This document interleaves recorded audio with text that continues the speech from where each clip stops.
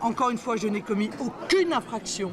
Aucune. Marine Le Pen tout sourire à son arrivée au tribunal correctionnel. Elle comparaît devant la justice pour des propos sur les prières de rue des musulmans, comparant ces dernières à l'occupation nazie pendant la Seconde Guerre mondiale. Elle encourt une peine d'1 an d'emprisonnement et 45 000 € d'amende.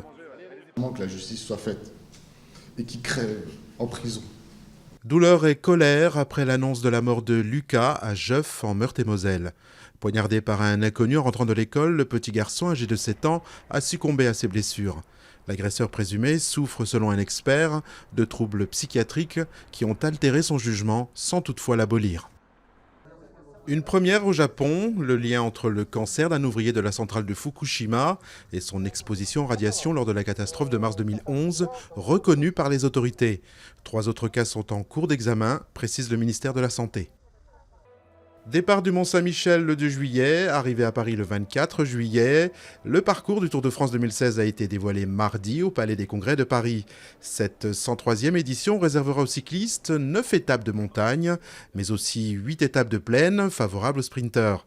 Le Mont Ventoux sera gravi le 14 juillet, jour de la fête nationale. Le PSG affronte le Real Madrid pour la 2e journée des phases de poule de Ligue des Champions. Même si le géant espagnol se présente comme le favori de cette confrontation au Parc des Princes, les hommes de Laurent Blanc espèrent créer la surprise, en profitant notamment de l'absence de Karim Benzema et Gareth Bale côté Real.